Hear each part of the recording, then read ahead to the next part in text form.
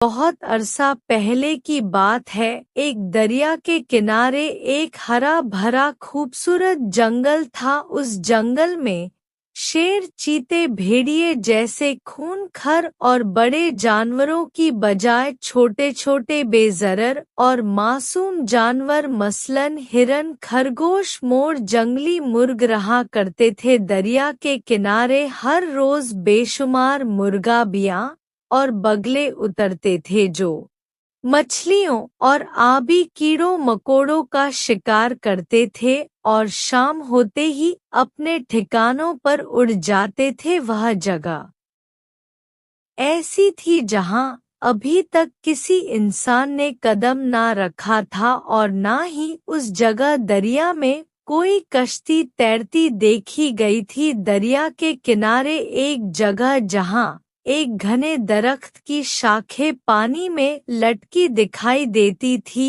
और जहां दरख्तों और छोटे छोटे पौधों की तथी एक पानी के चूहे ने अपनी खो बना रखी थी। पानी का यह चूहा जंगल के जानवरों और परिंदों का बड़ा दोस्त था। वह अपना ज्यादातर वक्त दरिया के किनारे उगे हुए पौधों और लंबी लंबी घास में अपने लिए खुराक तलाश करने में गुजारा करता था। कभी कभार वह दरिया में अपने खाने की कोई चीज तलाश करने के लिए उसमें गोता लगाते हुए तैरता तैरता दूर दूसरे किनारे पर निकल जाता था तो उसे देखते ही सब परिंदे और जानवर उसे घेर ले लेते थे और उससे कोई कहानी सुनने की फरमाइश करते थे। पानी के चूहे को बेशुमार दिलचस्प कहानियां आती थी जो वह अपने उन दोस्तों को सुनाया करता था। वह बरसात के दिन थे। कई दिनों से उस इलाके में मुसलसल बारिशें हो रही थी। हर जगह जल थल हो रहा था। एक दिन जब बारिश बंद हुई तो पानी के चूहे ने अपनी खोह से सर निकालकर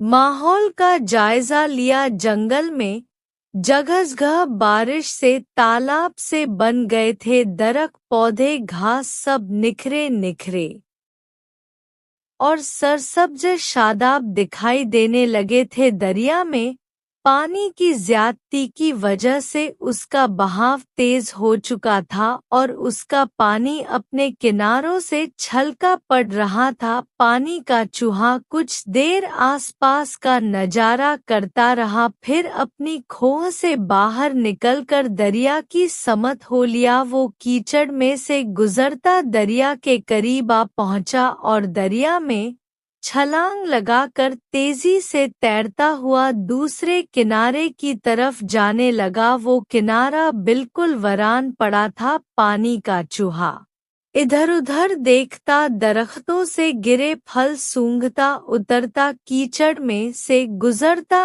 आगे बढ़ता गया। फिर एक जगह पहुंचकर वह रुक गया। उसने अपनी पिछली टांगों पर खड़े होकर इधर-उधर देखा और मुंह से एक मखसूस आवाज निकाली। उसकी आवाज सुनते ही एक स्याह धब्बों वाले सफेद रंग के छोटे से खरगोश ने झाड़ियों से सर निकाला और चूहे को देखते ही उसकी की तरफ चला आया। उसी वक्त एक कल चढ़ी एक छोटा सा सुनहरी हिरण और एक जंगली मुर्ग भी चूहे की आवाज सुनते ही वहां आन पहुंचे। आज तो बहुत दिनों बाद हमारी मुलाकात हुई भाई। पानी के चूहे, पानी की झड़ी ऐसी लगी कि हमें अपने घरों से निकलने का मौका ना मिल सका। खरगोश बोला, इन बारिशों ने हर जगह जल थल कर दिया है और बहुत से परिंदों और जानवरों के घरों को नुकसान पहुंचाया है। उनके छोटे छोटे मासूम बच्चे भी इन बारिश से हलाक हो गए हैं। हिरण बोला, दरिया में पानी इतना चढ़ गया था कि परिंदों का उसमें तैरना और मछलियां पकड़ना मुमकिन नहीं रहा था। कल चढ़ी बोली, लेकिन अब इसका बहाव कम होता जा रहा है। जल्द ही वहां पहले की तरह मुर्गाबियां और बगले आने लगेंगे। इस किस्म की शदीद बारिशें मैं उस इलाके में भी देख चुका हूँ जहाँ मैं पहले रहा करता था।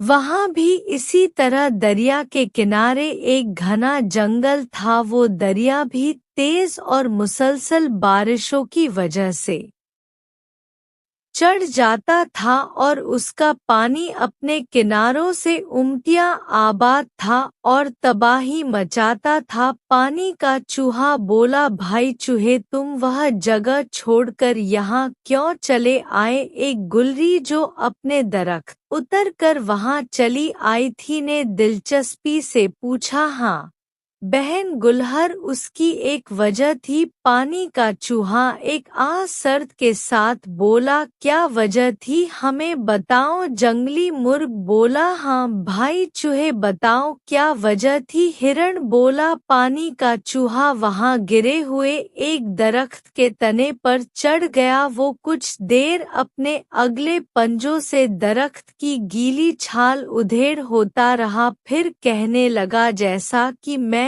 तुमको बताया, मैं पहले एक और जंगल में रहता था जो एक दरिया के किनारे पर वाक़या था। उस दरिया के किनारे एक छोटा सा गांव भी आबाद था। उस गांव में दो दोस्त रहा करते थे, असलम और अशरफ। असलम एक गरीब किसान था जबकि अशरफ एक दौलतमंद जिमींदार था। वह दोनों बचपन ही से गहरे दोस्त चले आ रहे थे। उन्होंने एक ही स्कूल से तालीम हासिल की थी। असलम गुर्बत की वजह से चंद जमा से आगे ना पढ़ सका था जबकि अशरफ ने स्कूल की तालीम मुकम्मल करने के बाद शहर जाकर आला तालीम हासिल की थी। उसका बाप गांव का बड़ा जिम्मेदार था, इसलिए उसने उसके लिए हर किस्म की सहूलतें फराह कर रखी थी। असलम का बाप एक मामूली किसान था। अपने बाप की गुर्बत की वजह से असलम को अपनी तालीम अधूरी छोड़नी पड़ी थी और अपने बाप के साथ उसके खेतों में काम करने लगा था। लेकिन असलम और अशरफ की दोस्ती फिर भी कायम रही थी और वह आपस में पहले जैसी मोहब्बत और खुलूस से मिलते रहते थे। असलम एक सीधा साधा नेक दिल इंसान था। वह हर किसी के काम माने के लिए तैयार रहता था। अपनी फितरी सादगी और नेक दिली की वजह से वह दूसरों को भी नेक और अच्छा समझता था। इसके बरक्स अशरफ खुदगर्ज और चालाक था। फी तौर पर वह एक संगदिल और बेरहम आदमी था। बड़े होने पर उन दोनों दोस्तों की शादियां भी हो गई। नेक दिल असलम की बीवी भी उसी की तरह गरीब और नेक फितरत औरत थी। अशरफ की बीवी बड़े जिम्मेदार की बेटी थी। वह मगरूर और बदमिजाज थी। अशरफ की आदत थी उसे जब किसी काम की जरूरत पड़ती तो उसे बजाय किसी और से करवाने के असलम से करवाता था। असलम मेरा बेहतरीन दोस्त है। वह मेरा हर काम जिस जिम्मेदारी और खुशलूबी से करता है दूसरे नहीं कर सकते। वह लोगों से कहता था। गांव के एक तरफ खुला मैदान था जिसमें दूर दूर तक लहलहा हुए खेत फैले हुए थे। एक तरफ घना जंगल था, एक तरफ पहाड़ और एक तरफ दरिया बहता था। जब कभी बहुत ज्यादा बारिशें होती तो उस दरिया में तुगयानी आ जाती और उसका पानी अपने किनारों से उमड़ कर खुश्की पर दूर दूर तक फैल जाता। गांव के बस्तर खेत और मकाना भी उस तुगयानी की जद में आ जाते। इसलिए गांव के लोगों ने दरिया के किनारे मट्टी के पुश्ते बना लिए थे ताकि दरिया में अगर तुगयानी पैदा हो तो उसका पानी उनके गांव और खेतों में दाखिल ना हो। एक साल करना अल्लाह का क्या हुआ कि मूसलाधार बारिशें हुई। इन बारिशों की वजह से दरिया में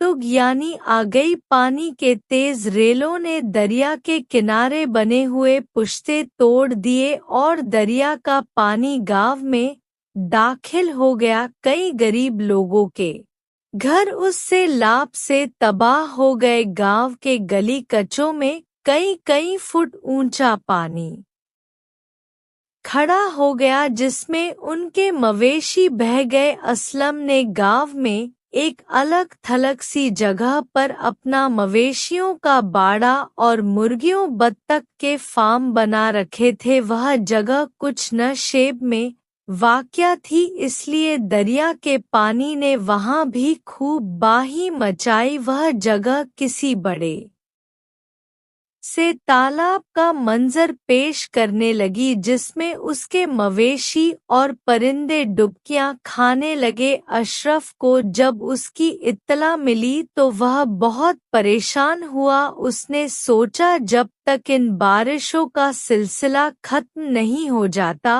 और मवेशियों के बाड़े की मुरम नहीं हो जाती, उसे उन्हें कहीं और जगह मुंतकिल कर देना चाहिए। चुनांचे उसने असलम को बुलवाकर उससे कहा, मेरा मवेशियों का बाड़ा और परिंदों का फार्म इन बारिशों से तबाह हो गए हैं। बहुत से मवेशी और परिंदे हलाक भी हो गए हैं।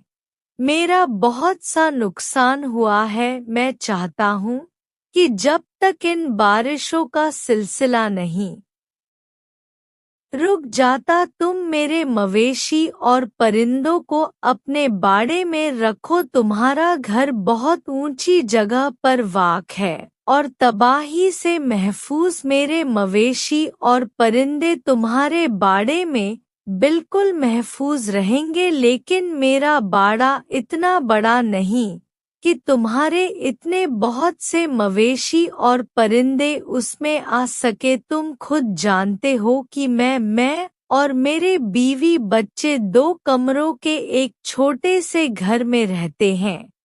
उस घर से बाहर हमने मवेशियों के लिए जो बाड़ा बना रखा है वह बहुत छोटा है। उसमें सिर्फ 2 बकरियां और 6-7 मुर्गा ब्याही हैं। असलम ने कहा, मुझे मालूम है। अशरफ रुखा से बोला, लेकिन तुम्हारे घर के आसपास बहुत सी जमीन खाली पड़ी है। तुम उस पर मेरे मवेशियों और परिंदों के लिए एक बड़ा सा बाड़ा बना सकते हो, लेकिन वह जमीन मेरी नहीं। असलम बोला, उसे खरीदने के लिए मेरे पास इतनी रकम भी मौजूद नहीं, इसलिए मैं उस जमीन पर तुम्हारे लिए कोई बाड़ा बनाने से कासिर हूँ। अशरफ ने अपनी नजरें असलम के चेहरे पर गाड़ दी। तुम हमेशा से मेरे बेहतरीन दोस्त चले आ रहे हो असलम। वह एक एक लफ्ज पर जोर देते हुए बोला, तुमने हर मुसीबत में मेरी मदद की है और हर तरह से काम आए हो। अब जबक मैं शदीद मुश्किलात में मुब्तला हूँ तो तुम क्या मेरी इतनी सी भी मदद नहीं कर सकते। उसकी बातों से असलम को एकदम शर्मिंदगी का एहसास हुआ। अशरफ उसका हमेशा से गहरा दोस्त रहा था जिसे उसने हमेशा खुश रखने की कोशिश की थी। उसे किसी तकलीफ या मुसीबत में देखना वह भला क्यों कर गवारा कर सकता था। उसने फौरन कहा, तुम फिक्र ना करो अशरफ, मैं तुम्हारी मदद करूंगा। तुम मुझे हर तरह से अपना सच्चा दोस्त पाओगे। शुक्रिया असलम, मुझे तुमसे यही उम्मीद थी। अशरफ उसका शाना थपथपाते हुए बोला। असलम अशरफ से रुखसत होकर अपने घर पहुंचा। उसने अपनी जमा पूंजी निकालकर उसका हिसाब किया। वो रकम उसके अंदाजे से कहीं कम थी। उसने सोचा अगर वह अपनी बीवी के जेवरात फरोख्त कर दे तो उसके पास अशरफ के मवेशियों के लिए बाड़ा बनाने की जमीन खरीदने के लिए काफी रकम आ जाएगी। चुनांचे उसने अपनी बीवी से उसके तमाम जेवरात लिए और उन्हें शहर जाकर एक सुनार के यहाँ फरोख्त कराया। यूं उसके पास काफी रकम आ गई। उस रकम से उसने अपने घर के करीब जमीन खरीद ली और उस पर मवेशियों का एक बहुत बड़ा बाड़ा और परिंदों का फार्म तामीर करवाया। उसके बाद उसने बड़ी मुश्किलों से अशरफ के मवेशियों और परिंदों को उस बाड़े और फार्म में मुंतकिल किया। अशरफ ने उसे कभी अपने जानवरों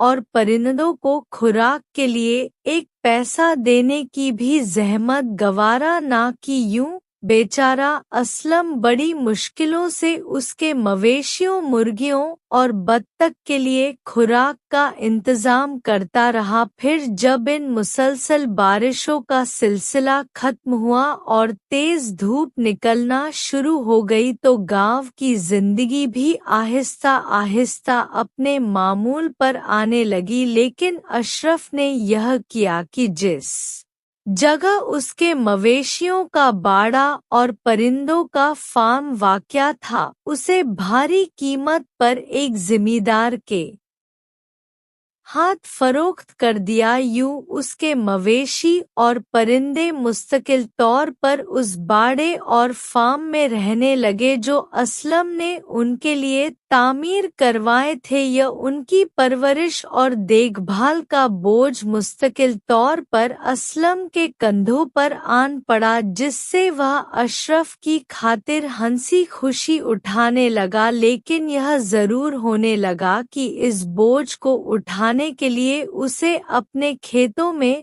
पहले से ज्यादा मेहनत करना पड़ती थी। कुछ और अरसा यूं ही गुजर गया। फिर एक दिन ऐसा हुआ कि अशरफ का बड़ा बेटा जलाल, जिसे सैरो शिकार का बहुत शौक था, अपने एक दोस्त के साथ गांव के बाहर वाक़या जंगल में शिकार खेलने चला गया और शाम ढले तक वापस न आया। इस पर अशरफ और उसकी बीवी को बहुत परेशानी हुई। उन्हें यह भी डर था कि उनका बेटा जंगल में कहीं किसी हादसे का शिकार ना हो गया हो। अशरफ की बीवी ने उससे कहा कि उसे अपने कुछ मुलाजिमों को जमाल की तलाश में जंगल भेजना चाहिए, लेकिन अशरफ ने उसकी बात से इत्तेफाक ना किया और कहा, मेरे ख्याल में असलम को जलाल की तलाश में जंगल में भेजना ज्यादा मुनासिब रहेगा। उसे जलाल से बहुत मोहब्बत है, वह उसे जरूर ढूंढ निकालेगा। इसके अलावा वह जंगल के चप्पे चप्पे से भी बखूबी वाकिफ है। चुनांचे उसने उसी वक्त असलम के नाम एक रुक्का लिखकर एक मुलाजिम के हाथ उसे भिजवा दिया। असलम ने जब वह रुक्का पढ़ा और जलाल की जंगल में गुमशुदगी से आगाह हुआ तो उसे बेहद फिक्र और परेशानी हुई। वह फौरन ही उसे तलाश करने जंगल रवाना हो गया। रात का वक्त हो चला था और हर जगह अंधेरा फैल रहा था, इसलिए उसने रोशनी के लिए एक लालटेन अपने साथ ले ली थी। उस लालटेन की रोशनी में वह गांव से निकलकर जंगल की समत हो लिया। वह जंगल ऐसा था कि वहां शेर, चीतों, भेड़ियों जैसे खूनखोर जानवरों की बजाय छोटे छोटे मासूम और बेज़रर जानवर पाए जाते थे। लेकिन वह जंगल खासा घना और बड़े वसी रकबे पर फैला हुआ था। जंगल में दाखिल होकर असलम लालटेन की रोशनी में जलाल को हर जगह तलाश करने और उसे आवाजें देने लगा। उसने सारा जंगल छान मारा मगर उसे कहीं भी जलाल की कोई झलक दिखाई ना दी, ना ही उसकी आवाज सुनाई दी। अब वो बुरी तरह से थक गया था। उसने सोचा उसे चलकर अशरफ को इत्तला देनी चाहिए कि बड़ी तलाश और दौड़ धूप के बावजूद उसे जंगल में जलाल कहीं भी नहीं मिल सका, चुनांचे वो जंगल से निकलकर गांव वापस हो लिया। उस वक्त सुबह का वक्त हो रहा था, सूरज निकलने में थोड़ी ही देर बाकी थी। वो नींद और थकावट से इस कदर निढाल था कि चलते चलते गिर पड़ता था। जब वह अशरफ के घर पहुंचा तो उस वक्त सूरज निकल चुका था। उसने वहां पहुंचकर एक नौकर के जरिए अशरफ को अपनी आमद की इत्तला करवाई। अशरफ ने उसे फौरन ही अंदर बुलाया। अंदर कमरे में पहुंचकर उसने देखा कि अशरफ उस वक्त अपनी बीवी बच्चों के साथ नाश्ते की मेज पर बैठा था। मेज पर जलाल भी मौजूद था। नाश्ते की मेज पर चाय के अलावा तरह तरह की नेमत चुनी हुई थी। अशरफ असलम को देखते ही अपनी कुर्सी पर से उठ गया और उसके पास चला आया। उसके चेहरे पर मुस्कुराहट थी। तुम्हें जलाल की तलाश में जंगल में भटकते रहना पड़ा होगा असलम, उसने कहा, लेकिन हुआ यह कि तुम्हारे जंगल में रवाना होने के थोड़ी देर बाद जलाल घर आ गया। उसने बताया था कि वह जंगल में थोड़ी देर शिकार खेलने के बाद अपने दोस्त के साथ उसके घर चला गया था, इसीलिए उसे घर वापस आने में देर हो गई। तुम्हें उसकी तलाश में जो जहमत उठाना पी, मैं उस पर तुमसे मजरत ख्वाह हूँ। अब तुम घर जाकर आराम करो। तमाम रात जंगल में मारे मारे फिरते रहने के बाद तुम बहुत थक चुके होगे। माजर की जरूरत नहीं।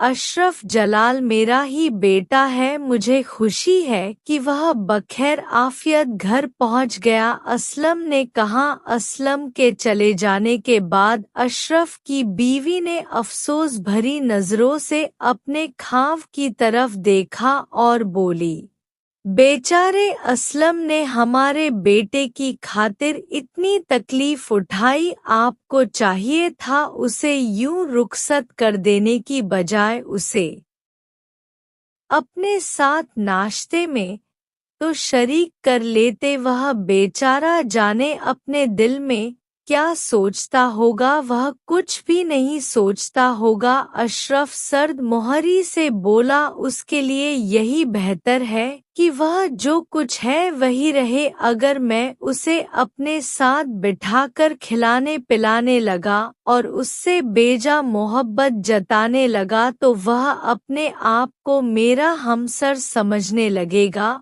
और मेरे लिए कुछ करने से कतरा नहीं लगेगा। अपने खावत का यह जवाब सुनकर उसकी बीवी खामोश हो गई। खुदगर्ज और मतलब परस्त अशरफ इसी तरह अपने इस सीधे साधे और नेक दिल दोस्त से काम लेता रहा और असलम जज्बा दोस्ती से सरशर उसका हर काम करता और उसका हुक्म बजा लाता रहा। वह जाने किस फितरत का इंसान वाक़या हुआ था कि उसे कभी भी यह एहसास ना हो सका कि उसका दोस्त अशरफ दरअसल उसका मुखलिस दोस्त ना था। वो एक खुदगर्ज और मतलब परस्त किस्म का संगदिल इंसान था जिसने उससे ज्यादा फायदा उठाने के लिए उससे दोस्ती कर रखी थी। वह बस हर दम इस ख्याल में रहता था कि वह ज्यादा से ज्यादा अपने दोस्त अशरफ के काम आए और उसे अपनी तरफ से हमेशा खुश और मुतमिन रखे। असलम का एक बेटा था जिसका नाम सलीम था। वो अशरफ के बेटे जलाल का ही हम उम्र था, लेकिन अपनी आदतों और खलाक के तबार से वह जलाल से बहुत अच्छा था। गांव के लोग जलाल के मुकाबले में उसकी इज्जत करते थे और उससे बहुत मोहब्बत करते थे। वह स्कूल की तालीम मुकम्मल कर चुका था, अब अपने बाप असलम के साथ खेतों में काम करता था। वह बहुत मेहनती था और खेती-बाड़ी का इल्म रखता था। उसके इस इल्म और अंथनी ने असलम की छोटी सी जमीन को बेहद जरखेज बना दिया। अब इस जमीन से इतनी पैदावार होने लगी जो अशरफ के वसी रकबे के खेतों की कुल पैदावार के बराबर होती थी। यह सूरत-ए-हाल अशरफ को पसंद ना थी। वह चाहता था कि जमीन की पैदावार के सिलसिले में असलम उसकी बराबरी ना करे।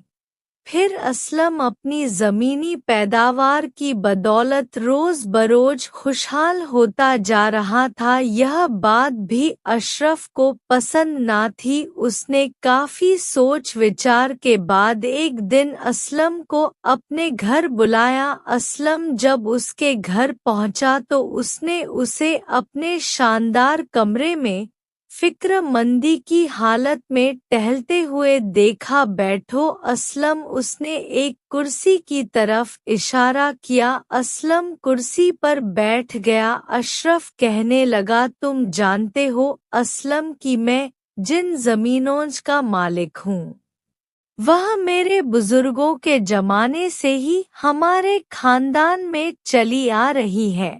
शायद मुद्दत दराज की काश्तकारी के सबब उनकी जरखेज कम हो चुकी है और उनसे उतनी ज्यादा पैदावार नहीं होती जितनी के होनी चाहिए। इसलिए मैं चाहता हूँ कि कुछ ऐसी जमीन और खरीद लूँ जो में बेशक कम हो लेकिन जरखेज और खूब पैदावार देने वाली हो। ऐसी जमीन तुम्हारे पास मौजूद है? तुम क्या एक माकूल रकम के बदले उसे मेरे हाथ फरोख्त करना पसंद करोगे? इस रकम से तुम किसी भी जगह काबिले का जमीन खरीद सकते हो। लेकिन अशरफ, मेरे ख्याल में तो तुम्हारी जमीनें भरपूर पैदावार दे रही हैं, असलम ने कहा, और यह पैदावार उतनी ही है जितनी के तुम्हारे छोटे से खेतों की पैदावार है। यानी मेरी जमीनें बहुत वसी रकबे पर फैली होने के बावजूद बहुत ही कम पैदावार दे रही हैं। इसलिए मैं चाहता हूँ कि तुम अपनी जरखेज जमीन मेरे हाथ बेच दो। मेरा कुंभा बड़ा है, खराज जात भी बहुत ज्यादा है, जबकि तुम्हारा कुंभा छोटा है। तुम छोटी सी आमदनी से उसकी बखूबी कफा कर सकते हो, अशरफ ने कहा। असलम ने थोड़ी देर के लिए कुछ सोचा, फिर कुर्सी से उठ गया और बोला, ठीक है अशरफ, मैं अपनी जमीन तुम्हारे हाथ बेच देता हूँ और उम्मीद करता हूँ कि उसकी पैदावार से तुम्हारे मसाइल हल हो जाएंगे। अशरफ ने आगे बढ़कर उसके कंधे पर हाथ रख दिया। मुझे तुमसे यही उम्मीद थी मेरे अजीज दोस्त, उसने कहा। तुम आजी जमीन मेरे हवाले कर दो, मैं मुंशी से कह देता हूँ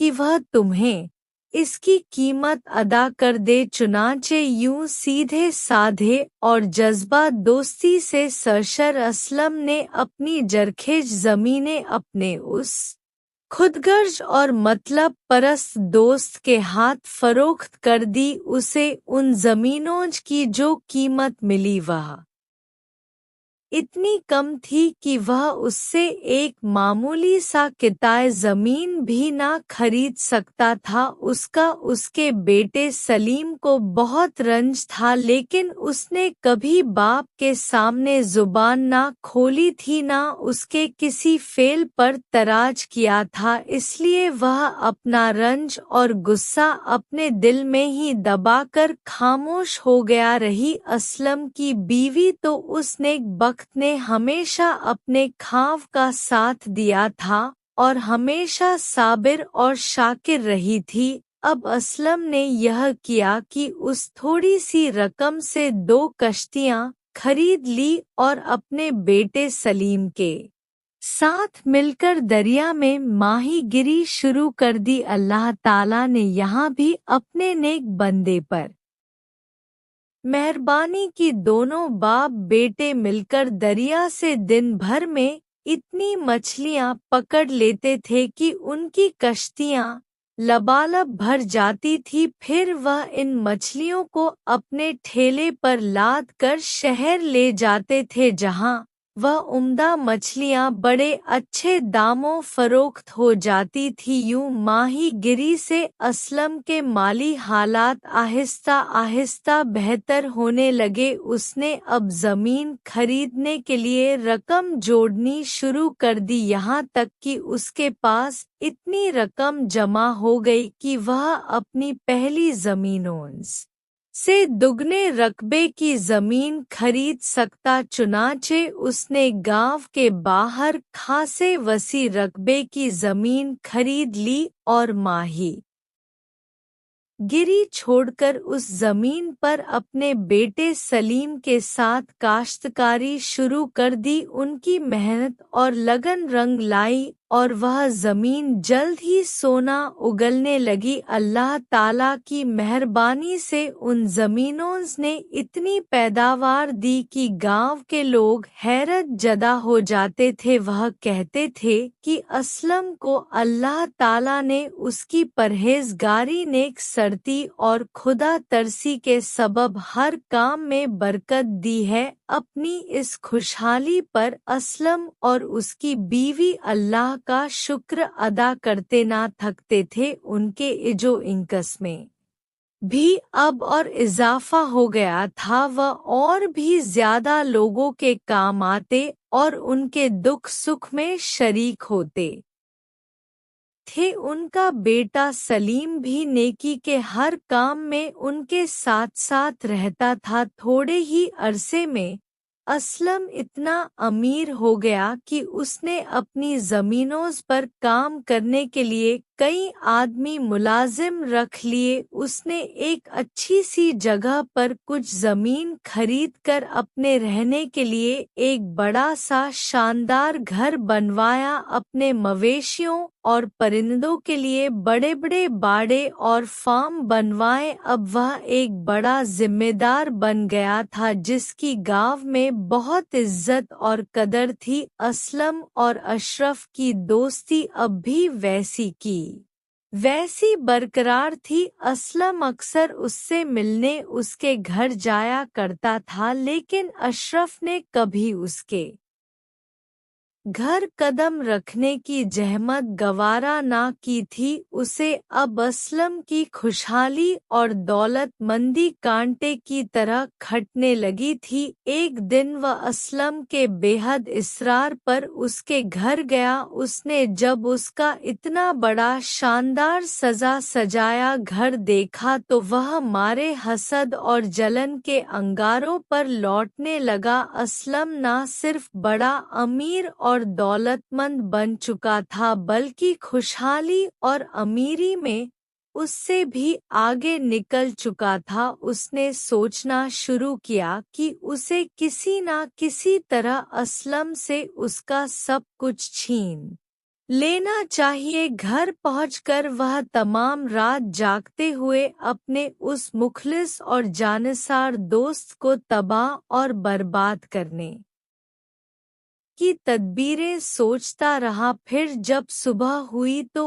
उसने अपने एक मुलाजिम के जरिए असलम को अपने घर बुलवा भेजा। असलम उसका पैगाम मिलते ही फौरन ही उसके घर आन पहुंचा। वह इस वक्त बड़े उम्दा और कीमती लिबास और जूतों में मलब था। उसे देखते ही अशरफ ने शदीद हसद और नफरत की एक लहर अपने दिल से उठती महसूस की, लेकिन फिर उसने असलम को अपने सामने एक कुर्सी पर बैठने का इशारा किया। देखो असलम, वह कहने लगा, तुम मेरे हमेशा से बेहद मुखलिस और सच्चे दोस्त चले आ रहे हो। तुमने कभी मेरे किसी काम से इनकार नहीं किया, ना मेरी कोई बात टाली है। तुम हमेशा हर मुश्किल में मेरे काम आए हो और दोस्ती के तकाज में पूरे उतरते रहे हो। लेकिन इस मर्तबा जिस मुश्किल में मैं मुब्तला हूँ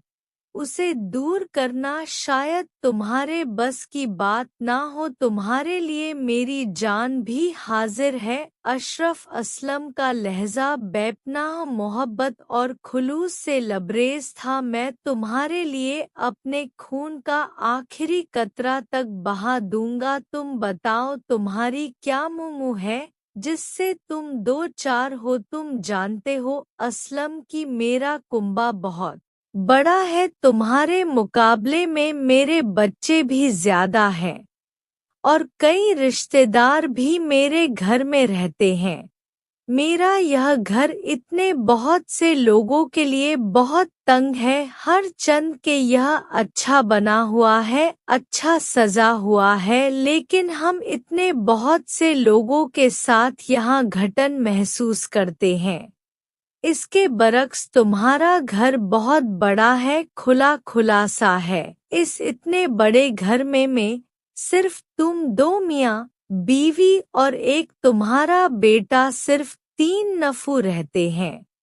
इसलिए वह इतना बड़ा घर तुम 3 नफू उसके लिए जरूरत से ज्यादा बड़ा है। इसलिए क्यों ना ऐसा किया जाए कि तुम अपने घर के बदले मेरा यह घर ले लो। तुम्हारे बड़े से खुले घर में मेरा कुंभा आराम से रहेगा और तुम्हारे खानदान को भी यहाँ आकर कोई फर्क ना पड़ेगा। तुम 3 नफू उसके लिए मेरा यह घर बहुत बड़ा होगा। अशरफ की बात सुनने के बाद असलम मुस्कुराया और बोला, यह तो कोई ऐसा मुश्किल मसला नहीं मेरे अजीज दोस्त, और तुम यूं परेशान हो जाओ। मैं आज ही अपना घर तुम्हारे नाम लिख देता हूँ। तुम अपना यह घर मेरे नाम लिख दो। मेरी बीवी और बेटा इस वक्त गांव से बाहर किसी रिश्तेदार से मिलने गए हुए हैं। वह आएंगे तो मैं उन्हें लेकर इस घर में आ जाऊंगा। तुम अपने खानदान के साथ मेरे घर मुंतकिल हो जाना। असलम का यह जवाब अशरफ के लिए बिल्कुल गैर मुद्द था। वह हैरत और बेयकीनी से उसकी तरफ देखने लगा, लेकिन फौरन ही अपनी फतमंदी का एहसास उस पर गालिब आ गया। उसने कहा, तुम्हारा बहुत बहुत शुक्रिया असलम, तुम वाकई मेरे बेहतरीन और मुखलिस दोस्त हो। अब तुम जाकर अपना सामान बनवाना शुरू करो। कल मेरी बीवी और सलीम वापस आ जाएंगे तो हम तुम्हारे इस घर में मुंतकिल हो जाने में हरगिज देर ना करेंगे। यह कहकर उसने असलम से मुसाफा किया और वहां से रुखसत हो गया। असलम के जाते ही अशरफ अपने कमरे में चला आया और असलम की बेवकूफ़ी और सादा लोही पर और अपनी चालाकी और होशियारी पर ऊंची आवाज में हंसने और कहे लगाने लगा, लेकिन उस रात करना खुदा का क्या हुआ कि आसमान पर आनंद फानंद स्याह बादल छा गए। इसके साथ ही तुम दो तेज हवाएं चलना शुरू हो गई और बादलों की गरज और बिजली की चमक के साथ मूसलाधार बारिश होने लगी। यह बारिश इतनी तेज थी कि थोड़ी ही देर में हर जगह जल थल हो गया। तमाम रात अच्छी तरह बरस चुकने के बाद जब सुबह होने पर आसमान से बादल छटे तो गांव का हर कूचा और गली, नदियां, नाले से बने हुए थे। कई कच्चे मकाना गिर चुके थे। अक्सर मवेशियों के बाड़ों को शदीद नुकसान पहुंचा था। अक्सर दरख्तों पर आसमानी बिजली गिरी थी जिससे वह जलकर स्याह हो गए थे। गांव के लोग जब बारिशों से होने वाले नुकसान का जायजा लेते लेते उस जगह पहुंचे जहां अशरफ का घर था, तो उन्होंने देखा कि वह वसी और अरीज और शानदार मकान आसमानी बिजली के हमलों से बिल्कुल तबाह और बर्बाद हो चुका था और खंडहर थी। अशरफ और उसका सारा खानदान शायद उसकी छत तले दबकर हलाक हो चुका था। लोगों ने यह देखकर दौड़कर असलम को खबर की। वह शदीद परेशानी के आलम में हवास बागता दौड़ा उस जगह आन पहुंचा और वह रूह फरसा नजारा देखकर सख्ते की के आलम में अपनी जगह खड़े का खड़ा रह गया। फिर उसने मजदूर बुलवाकर उस मकान के मलबे की खुदाई शुरू कर दी। थोड़ी देर बाद उन्हें वहां से अशरफ और उसके बीवी बच्चों और रिश्तेदारों की कुचली हुई लाशें मिल गई। उन्हें देखकर असलम अपने ऊपर काबू न रख सका और धाड़ी मार मार कर रोने लगा। उसने तमाम उम्र अपने उस दोस्त की मदद की थी, उसकी हर मुसीबत में उसके काम आया था, हर तकलीफ से उसने उसे बचाया था, लेकिन वह उसे मौत से ना बचा सका था। यह कहानी बड़ी सबकमोज है भाई चूहे। गुलहर बोली, बुराई का बदला वाकई इस दुनिया में ही मिल जाया करता है, लेकिन नेक आमाल भी कभी जाया नहीं जाते। पानी का चूहा दरख्त के तने से नीचे उतरा आया और बोला, उस वाक़े के बाद मेरा दिल उस जंगल से ऐसा ऊंचा हुआ कि मैं यहाँ आ गया। यहाँ रहते हुए मुझे एक अरसा गुजर चुका है, लेकिन मुझे आज भी ऐसा लगता है जैसे यह कल ही का वाकया हो। हाँ भाई चूहे, वाकई यह एक नाकाबिले फरामोश वाकया है, कलछी ने कहा, और वहां से उड़ गई। दूसरे जानवर और परिंदे भी अपनी राहों लिए। पानी का चूहा कुछ देर इधर-उधर जमीन को रेतता और अपने खाने की चीजें तलाश करता रहा। फिर वह भी दरिया में डुबकी लगा गया।